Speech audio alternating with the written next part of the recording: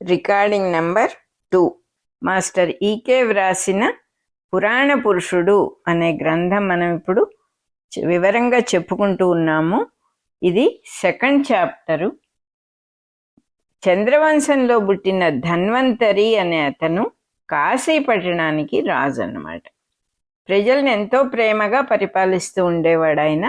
ఆ ధన్వంతరితో పాటు గురువుగారి దగ్గర విద్య నేర్చుకున్న సహాధ్యాయి అంటారు. తనతో పాటు విద్య నేర్చుకున్న వాళ్ళని సహాధ్యాయి అని అంటారు. అట్లా సహాధ్యాయి అయిన భరద్వాజ మహర్షి హిమాలయ పర్వత అడవుల్లో ఇంద్రరుద్రము అనే మంత్రాన్ని ఉపాసన చేస్తూ చాలా కాలం తపస్సు చేశాడు. అతనికి సాక్షాత్తు వాసుదేవుడే ఇంద్రరుద్రుడి రూపంలో ప్రత్యక్షమై వరం కోరుకోమని అడిగాడు. మనకు కూడా తెలిసిన విషయం ఇది. ఏ దేవుణ్ణి ఎలా ఏ రూపంతో ధ్యానం చేస్తామో ఆ రూపంతోనే ఆ దైవం ప్రత్యక్షం అవుతాడు. మనం ధ్యానం చేసిన రూపంతోనే మనకు కనపడతాడు.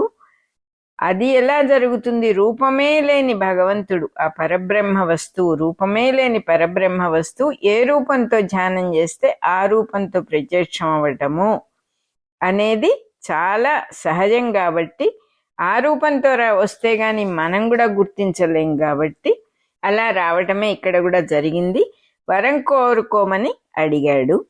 ఇంద్రరుద్రుణ్ణి భరద్వాజ మహర్షి ఇట్లా అడిగాడు, ప్రజలందరికీ మంచి జరిగే విధంగా నా చేత ఏదన్నా ఒక మహాకార్యాన్ని చేయించండి మహానుభావ పరమాత్మ అని అడిగాడు. దానికి ఆయన ఇట్లా చెప్పాడన్నమాట. అమృతం కోసం సముద్రాన్ని మధించారు. ఆ సమయంలో ధన్వంతరి ఒక అమృత కలశంతో పాటు బయటికి వచ్చాడని అందరికీ తెలుసు. ఆ కలశమే జీవులందరికీ హృదయంగా సృష్టించటం జరిగింది. దాంతో జీవులందరూ ఆ హృదయం చుట్టూతా శరీరాలను అల్లుకోవటం నేర్చుకున్నారు.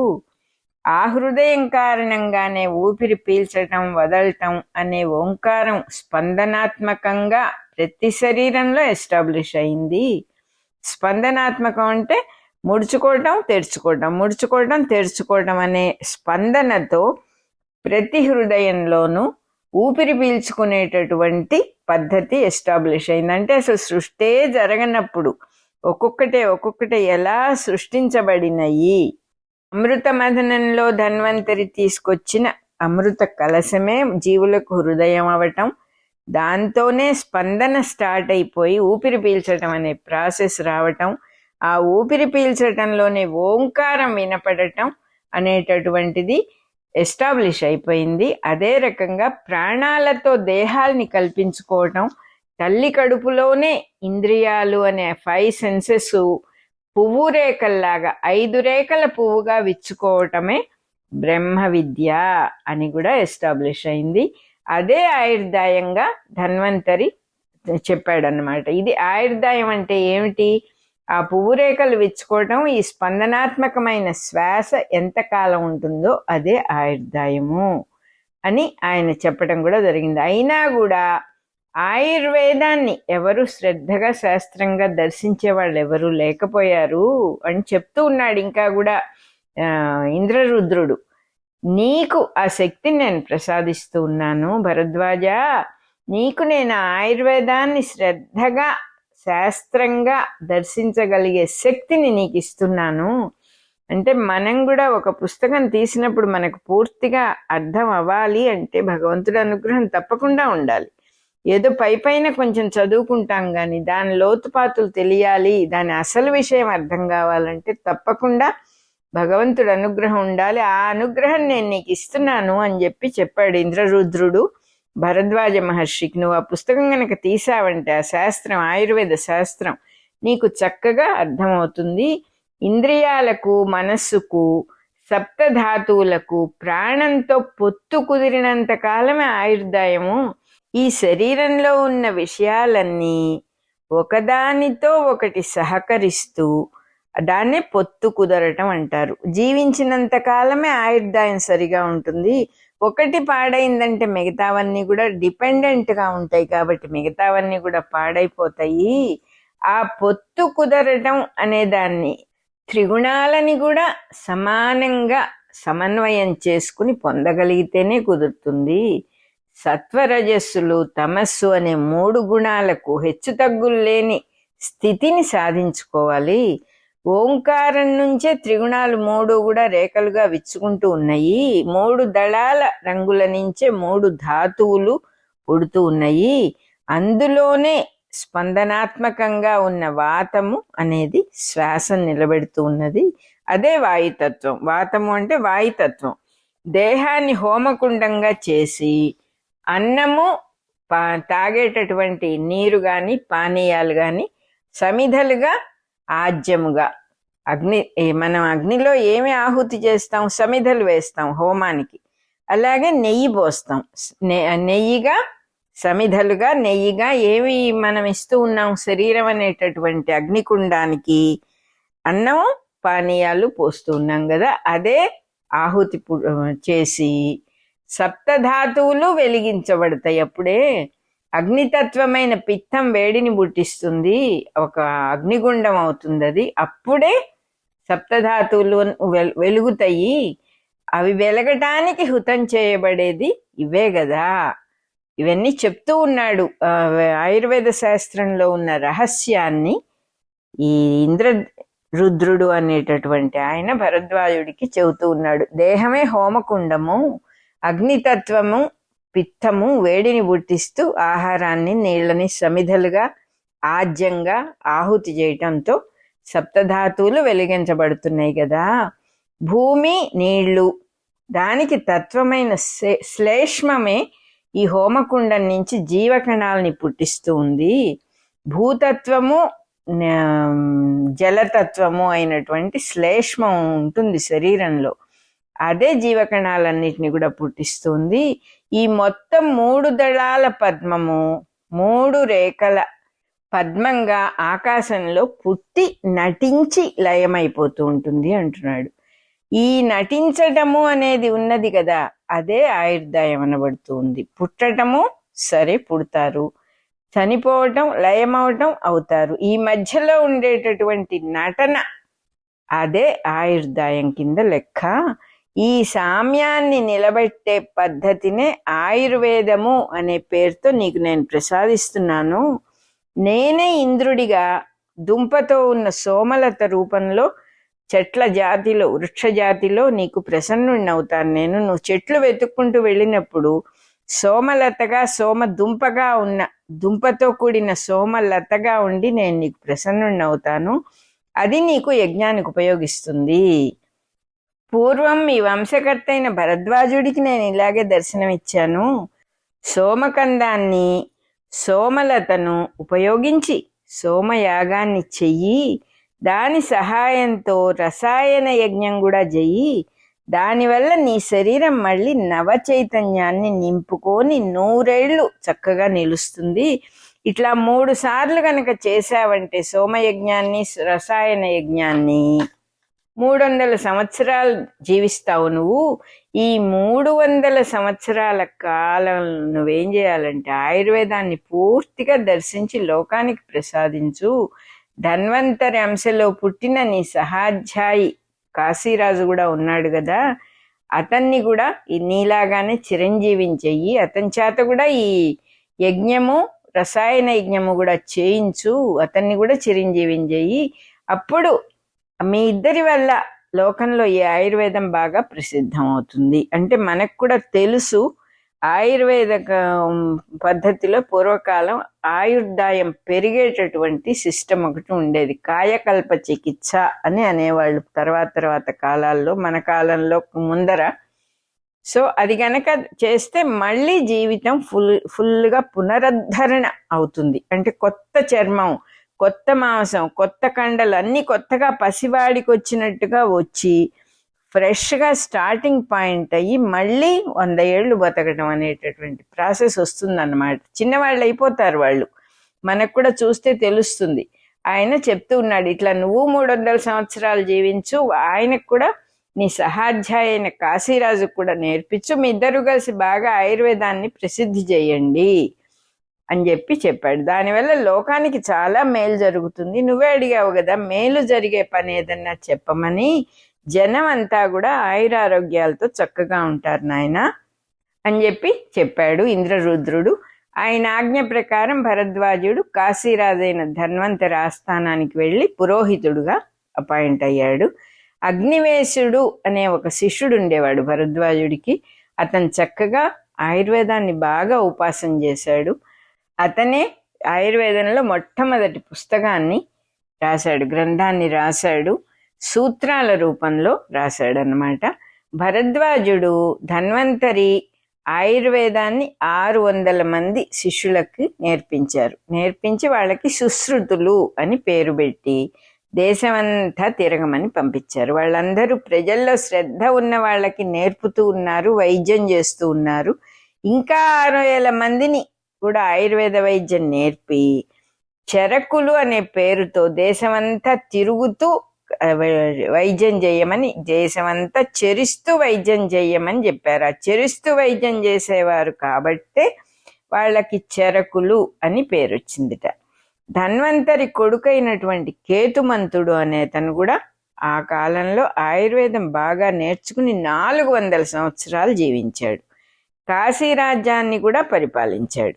కాశీలో ఆయుర్వేద విద్యాలయం కూడా స్థాపించాడు. ఒక మంచి కాలేజ్ పెట్టాడనమాట, ఆయుర్వేద కాలేజ్.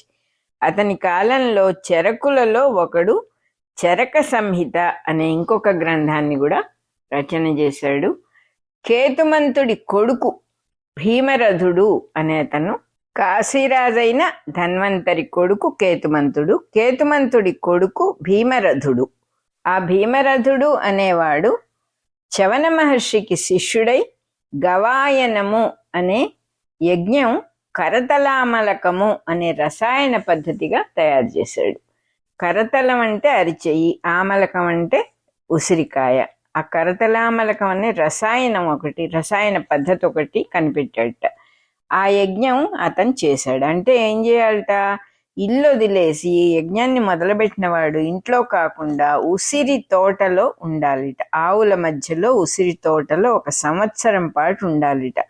అంటే ఏదైనా ఒకటి చేయాలంటే ఎంత దీక్ష ఉండాలి. అంత దీక్షతో చేసిన పని అసలు సక్సెస్ అవ్వకుండా ఎలా ఉంటుంది? అలా ఉన్నాడు అతను. ఆ తర్వాత చైత్రమాసంలో చెట్టుకు పండిన ఒక ఉసిరిక పండుని, అది చెట్టుకే పండాలి, అది పండే వరకు వెయిట్ చేయాలి ఇతను.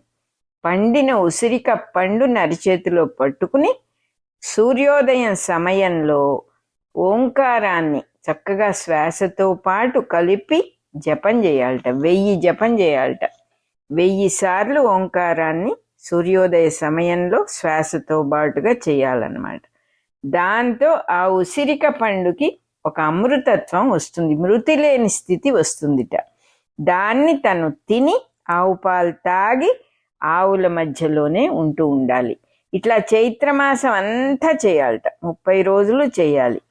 కరతలామలక దీక్ష అని అంటారు దీన్ని. అప్పుడు 30 రోజులు చేసిన తర్వాత కరతలామలక దీక్ష పూర్తవుతుంది. దాంతో దేహంలో ఉన్న ధాతువులన్నీ మళ్ళా కొత్తగా సృష్టించబడతాయి. అంటే ఎముకల మీద ఉండి పైదాకా చర్మం దాకా ఉండేవన్నీ కూడా ధాతువులే. ఆ ధాతువులన్నీ మళ్ళీ కొత్త సృష్టి అయ్యి ఇంకొక 100 సంవత్సరాల ఆయుర్దాయం పెరుగుతుందిట. ఆ తర్వాత ఉసిరి పళ్ళతో తయారు చేసిన ఔషధం కూడా సేవిస్తూ ఉండాలి. దీన్ని మొట్టమొదట ఈ ఉసిరిక పళ్ళతో చేసిన ఔషధాన్ని తయారు చేసిన వాడు చవన మహర్షి. ఆయన 300 సంవత్సరాలు జీవించాడు చవన మహర్షి. ఆ ప్రాసాన్ని, ఆయన తయారు చేసిన ఉసిరిక పండ్ల ప్రాసాన్ని చవనప్రాసము అనే పేరుతో పిలుస్తూ ఉన్నారు మనుషులందరూ కూడా. భీమరథుడు, అతని కుమారుడైన దివోదాసుడు ఆయుర్వేదానికి అపారమైన సేవ చేశారు. ఇంకొక భీమరథుడి కొడుకైనటువంటి దివోదాసు కూడా ఆయుర్వేద శాస్త్రం నేర్చుకుని ఎంతో సేవ చేశారట. దివోదాసుడు వసంతకాలంలో కుసుమముల నుంచి, అంటే పూల నుంచి తేనె తీసి కూడబెట్టి ఆ తేనెతో ఒక మందుని, ఒక ఔషధాన్ని తయారు చేసి దానికి వసంత కుసుమాకరము అని పేరు పెట్టాడు. ఆ ఔషధం ప్రజల్లో బాగా పేరు తెచ్చుకుంది, ప్రసిద్ధికి ఎక్కింది. దివోదాసుడు ద్వాపర యుగానికి 400 సంవత్సరాలకు ముందు కాశీరాజ్యాన్ని పరిపాలించాడు. అతడు శంతనుడు అంటే భీష్ముడికి తండ్రి, సత్యవతికి భర్త, భీష్ముడికి తండ్రి అయిన శంతన మహారాజుకి సమకాలికుడు, అంటే ఇద్దరు ఒకే కాలం వాళ్ళన్నమాట. దివోదాసు తన కుమారుడైన మైత్రేయుడిని సకల వేదాంగాలు, ఆయుర్వేద శాస్త్రము, లలిత కళలు అన్నింటిలోనూ చాలా గొప్పవాణ్ణి చేశాడు. అన్నీ నేర్పించాడు, తనే నేర్పించాడు.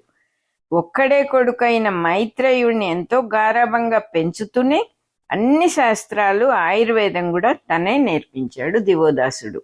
తండ్రి దగ్గర అన్ని విద్యలు నేర్చుకున్న మైత్రేయుడు హిమాలయాల దగ్గర అడవుల్లో ఉన్న పరాశర మహర్షి దగ్గర శిష్యుడై ఎంతో కాలం సేవ చేశాడు.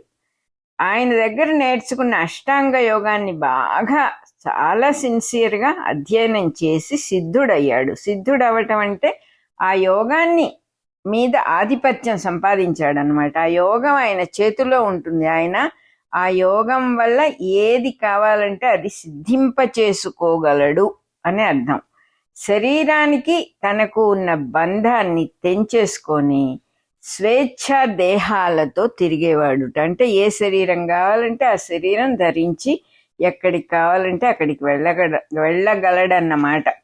అది ఆ శరీరంతో, ఈ శరీరంతో ఉన్న బంధం తెంచుకొని ఇంకో శరీరంలో ప్రవేశించగలగటం కూడా అష్టాంగ యోగం వల్ల నేర్చుకున్నాడు. ఎప్పుడైనా వేరే వేరే శరీరాల్ని ధరించి హాయిగా తిరుగుతూ ఉండేవాడు. తండ్రి అయిన దివోదాసుడు ఒకసారి కొడుకుని పిలిపించి, నాయన, మన వంశ విద్య అయిన ధనుర్విద్యని నువ్వు నేర్చుకోవాలి అని చెప్పాడు. దానికి మైత్రేయుడు ఇట్లా సమాధానం చెప్పాడు. తండ్రి, నా కర్తవ్యం అది కాదు, వేరుగా ఉంది నా కర్తవ్యం. నేను రాజ్య పరిపాలన చేయటానికి పుట్టినవాడినే కాదు అసలు. మా గురుదేవులైన పరాశర మహర్షి భరతభూమి భవిష్యత్తు కోసం, ఫ్యూచర్లో భరతభూమి ఎలా ఉండాలో దానికోసం తమ సర్వస్వాన్ని ధారపోశారు. పురాణ పురుషుడుగా పరమాత్మ అవతారమూర్తిగా దిగి వస్తాడు అని వారు నాకు చెప్పారు. ఆ పురాణ పురుషుడికి అవసరమైన సహకారం అందిస్తూ ఆయన భూమి మీదికి దిగి వచ్చిన పని చక్కగా అనుకూలంగా అయ్యేట్టుగా నేను సూక్ష్మ శరీరంతో అవసరమైన దేహాలు ధరిస్తూ ఆయనకు సహాయం చెయ్యాలి అని మా గురువుగారు చెప్పారు. కలాప గుహల్లో నివసించాలిట నేను. ఈ దైవ కార్యాన్ని ఎంతో కాలం నిర్వహించాలిట. హిమాలయ పర్వతాలకు ఎక్కువగా లీనమైపోయిన శంబళ అనే గ్రామాన్ని ఉద్ధరించాలిట. పురాణ పురుషుడి దైవ కార్యానికి ఈ రకంగా నేను తోడుపడవలసి ఉన్నది, సహాయం చేయాల్సి ఉన్నది. రాబోయే కలియుగం అంతా కూడా నేను సూక్ష్మ రూపంలోనే ఉంటాను. ఉండి ఆ మహాపురుషుడికి శేషతల్పంలాగా సేవ చేయాల్సిన అవసరం ఉంది అని చెప్పాడు. శంతనుడికి అన్న అయిన దేవాపి నాకు సహాయం చేయటానికి పరాశరుల వారి ఆజ్ఞ ప్రకారం రాజ్యం కూడా వదిలేశాడు. అతడు కలియుగంలో దివ్యజ్ఞానం అనే పేరుతో బ్రహ్మ విద్యను రక్షిస్తాడు. శంతనుడికి అన్న అయిన దేవాపి అనేటటువంటి వాడు ఇక్ష్వాకు వంశంలో శీఘ్రుడికి పుట్టిన మరువు కూడా దైవ కార్యం కోసం నాతో పాటు చిరంజీవత్వం సంపాదించాడు. అతడు కలియుగంలో రాజవిద్యను రక్షించి కృతయుగంలో రాజు అవుతాడు. క్షత్రియులను ఉద్ధరిస్తాడు. పురాణ పురుషుడే స్వయంగా అతనికి పట్టాభిషేకం చేస్తాడు. వేద విద్యను పురాణ సంహితగా రక్షించటానికి మా గురుదేవులైనటువంటి పరాశర మహర్షి సత్యవతీదేవి ద్వారా కృష్ణద్వైపాయుడిని పుట్టించారు. అతన్ని మాకు సహాధ్యాయిగా చేసి ఆయనే శిక్షణిస్తూ ఉన్నారు. అవతరించబోయే పురాణ పురుషుడికి గురువుగా సాందీపని అనే ఆయన్ని కూడా మాతో పాటు శిక్షణ ఇస్తూ ఉన్నారు. ఆయన సాందీపనికి మంచి బ్రహ్మవర్చస్సు ఉంది, కానీ తన స్నేహితుడైన బృహస్పతిని కూడా తీసుకొచ్చి గురువుగారి దగ్గర చేర్చాడు. నాకు ఆ బృహస్పతి మీద అంత నమ్మకం లేదు. అతన్ని చూస్తే యవనుల సాంగత్యం ఉన్నది అతనికని నాకు అనిపిస్తూ ఉంటుంది. అనిపించటమే కాదు, 2-3 సార్లు అతను వెళ్ళి యవనులతో ఉండి రావటం కూడా నేను గమనించాను అతను యవనుల దగ్గర చేరి భరత భూమికి శత్రువుగా, వేద విద్యకు శత్రువుగా పని చేయబోతున్నాడని నాకు అనిపిస్తూ ఉంది. అతను గురుకులంలో చేరిన తరువాత కూడా యవనుల దగ్గరికి, బర్బరుల దగ్గరికి యాత్ర చేసి వచ్చాడు అన్నాడు మైత్రేయుడు.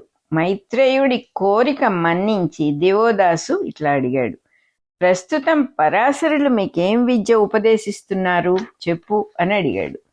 మైత్రేయుడు ఇట్లా చెప్పాడు తండ్రికి, సకల వేద సమన్వయాన్ని పురాణ సంహితగా విష్ణు పురాణము అనే పేరుతో మాకు ఉపదేశం చేస్తున్నారు ఆయన.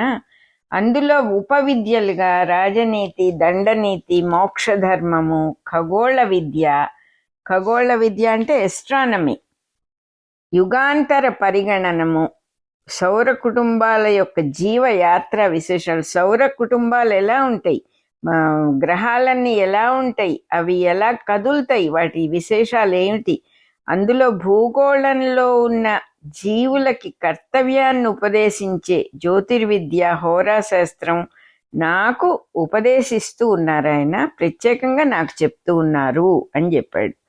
విష్ణు పురాణ సంహితను ఉపదేశించటం మొదలుపెట్టి 50 ఏళ్ళయింది. మొదటి 10 సంవత్సరాలు కలాప గుహల ముందుగా ఉన్న రావి చెట్టు కింద ఆయన అధ్యయనం చేయించారు. తర్వాత 10 సంవత్సరాలు గంధమాదన పర్వత శిఖరం పైగా బదరికాశ్రమంలో చెప్పారు. ఆ రోజుల్లోనే నైమిషారణ్యము మళ్ళీ పునరుద్ధరింపబడ్డది, మళ్ళీ రీఎస్టాబ్లిష్ అయింది. తర్వాత 30 సంవత్సరాలు ప్రయాగలో కృష్ణద్వీపంలో జరిగింది బోధనంతా కూడా. మా గురువు గారి కొడుకైన కృష్ణద్వైపాయనులకు ఇప్పుడు 120 సంవత్సరాల వయస్సు దాటింది నాన్నగారు అని చెప్పాడు మహారాజుకి. ఇట్లా తండ్రి అనుమతి తీసుకున్నాడు. మైత్రేయుడు వివరాలన్నీ చెప్పాడు. తండ్రిని తృప్తిపరచి ఇంకా వేరే ఏ యాక్టివిటీ లేకుండా కేవలం పరాశర మహర్షి ఏం చెప్తే అది చేయటానికి సిద్ధపడిపోయాడనమాట. ఆ తర్వాత కలాప గుహలు తన నివాసంగా, తను ఉండే స్థానంగా ఏర్పరచుకొని మరువును, దేవాపిని కూడా తీసుకొని లోక హితం చేయటం కోసం 30 సంవత్సరాలు ఒక బ్రహ్మయజ్ఞాన్ని అనుష్ఠానం చేశాడు, ఒక బ్రహ్మయజ్ఞం చేశాడు. అప్పటి నుంచి కలాప గుహల్లో యజ్ఞవేదిక అనేది స్టార్ట్ అయిందనమాట. మంచి గంధంతో, వనంలో దొరికే ఔషధులతో హోమాలు నిరంతరం జరిగేవి. పూర్ణిమలలో అహోరాత్రాలు ప్రణవం ఉపాసించేవాళ్ళు అనమాట. రాత్రి పగలు అని లేకుండా, పూర్ణిమ వచ్చిందా రాత్రి పగలనే తేడా లేకుండా ప్రణవం, ఓంకారం ఉపాసన చేస్తూనే ఉండేవాళ్ళు. భరత భూమి మీద ఉన్న ఆకాశము ఈ కంటిన్యూస్గా చేస్తూ ఉన్నటువంటి ఓంకారంతోనూ ఆ హోమం యొక్క వాయు తరంగాలతోనూ పూర్తిగా నిండిపోయింది అంటున్నారు. నిన్నటి రోజు వైశాఖ పూర్ణిమ నాడు యజ్ఞం చేసిన మైత్రేయుడు ఈరోజు ఉదయం ఉషస్సూక్తాలతో సవితకి అంజలి ఘటించాడు. సవిత అంటే సూర్యుడికి అంజలి ఇచ్చాడు. మరువు, దేవాపి రెండు పక్కల నిల్చొని గంగ సెలయేటి నీళ్లతో అర్ఘ్యమిస్తూ ఉంటే మైత్రేయుడు ఇలా అన్నాడుట, ఇది శ్రీముఖనామ సంవత్సరము, ఈరోజేమో వైశాఖ బహుళ పాడ్యమి, ఈ ఏడాదిలోనే పురాణ పురుషుడు అష్టమ గర్భంలో భూమి మీద అవతరిస్తాడు అని పరాశరులు సెలవిచ్చారు, చెప్పారు. దేవవ్రతుడైన భీష్ముడు కూడా అష్టమ గర్భమే అయినా కూడా అతను ఆ ధృతరాష్ట్రుడికి, గుడ్డిరాజుకి ఒక అనుచరుడుగా మిగిలిపోయాడు. అందువల్ల అతన్ని మనం మర్చిపోవచ్చు. అతని భారత భూమి ఉద్ధరణకి ఏ రకంగానూ ఉపయోగించడు అతను, అష్టమ గర్భం అయితే కావచ్చుగాక. అందువల్ల ఇంకా అంతేకాకుండా దక్షిణ దేశంలో ఇంకో బ్రాహ్మడు కూడా అష్టమ గర్భంలో పుట్టాడు. అతనికి ఇప్పుడు 33 సంవత్సరాలు జరుగుతున్నాయి. దక్షిణాపథంలో కేరళుడు అనేవాడి శిష్యులందరూ కూడా ఇతనే పురాణ పురుషుడు అని గగ్గోలు పెట్టారు. అతడు కొంతకాలం వాళ్ళ మాటలన్నీ ఒప్పుకున్నాడు. ఒప్పుకొని వాళ్ళందరి పూజలు కూడా తీసుకున్నాడు, స్వీకరించాడు. తర్వాత ఒకరోజు ఎందుకో నిద్ర లేచేటప్పటికి సడన్ గా పాషండుడై నిద్ర లేచాడట. పాషండు అంటే దేవుడు లేడు దైవం లేడు అనేటటువంటి మాట. మనిషికి మానసిక వికాసమే కావాల్సింది, దానికి నియమాలన్నీ కూడా అవరోధాలు. ఈ మానసిక వికాసం ఉంటే చాలు. ఇంకా కూడా వేద ప్రమాణాలు మనోవికాసానికి విఘ్నాలు అవుతాయని, గురువులేమో కుంటివాడి చంకలో కర్రల వంటి వాళ్ళని, వికాసానికి జీవి ప్రయత్నమే ముఖ్యంగాని గురువులు అక్కర్లేదు అనే కొత్త మార్గం ఒకటి స్థాపించాడు అతను. ఆ మార్గంలో అతడు గురువై పూజలు అందుకుంటున్నాడు. మళ్ళీ గురువులు వద్దన్నవాడే గురువై పూజలు అందుకుంటున్నాడు. కాబట్టి అతడు రాబోయే కలిపురుషుడి క్రీనీడ అనిపిస్తోంది, అంతేగాని పురాణ పురుషుడు మటుకు కాదు. 12 సంవత్సరాల కిందట కంసుడు దేవకీ వసుదేవులకు పెళ్లి చేశాడు. పెళ్ళయిన తర్వాత దంపతులు ఇద్దరిని రథం మీద తీసుకొని వెళ్తూ ఉన్నాడు కంసుడే. అప్పుడు ఒక అశరీరవాణి దేవకీదేవి అష్టమ గర్భం గురించి చెప్పింది. 8వ గర్భంలో 8వ పిల్లవాడుగా కంసుణ్ణి వధించేవాడే పుడతాడు అని ఆ అశరీరవాణి పలకంగానే ఆ కంసుడేమో కొత్త దంపతుల్ని తీసుకెళ్లి జైల్లో పడేశాడు, కారాగార బద్ధుల్ని చేశాడు. ఆ అశరీరవాణి ఎవరిది అని నేను పరాశరుల వారిని అడిగాను. నారదుడే అదృశ్యంగా ఉండి అలా చెప్పాడు అని చెప్పి ఆయన చెప్పారు. ఇప్పుడు దేవకి 8వ గర్భం ధరించి ఉన్నది. మనకు తెలిసినంత మటుకు ఈ విషయం అంతా దగ్గరలోనే ఉంది, కొంచెం వేచి ఉంటే చాలు. ఈ పూర్వ సంధ్యలో మేలుకున్న వాళ్ళమై మనం చక్కగా దైవమైన ఆహ్నికాన్ని చేసుకుందాం పదా అని చెప్పి చెప్పాడన్నమాట మైత్రేయుడు. సో పరమాత్మ వస్తాడు. 8వ గర్భం దేవకీదేవి యొక్క 8వ గర్భంలోనే కంసుడిని చంపేటటువంటి వాడు పుడతాడని నారదుడు చెప్పటం. అదే రకంగా పరమాత్మ కోసం మనమందరం కూడా కొద్ది రోజులు వేచి ఉంటే చాలా. ఆవిడ 8వ గర్భం ధరించి ఉన్నది కాబట్టి ఇంకా ఎక్కువ కాలం వెయిట్ చేయక్కర్లేదు అని చెప్పి చెప్పాడు మైత్రేయుడు. దీంతో 2nd చాప్టర్ అయిపోయింది. అలాగే మన రికార్డింగ్ నెంబర్ 2 కూడా అయిపోయింది.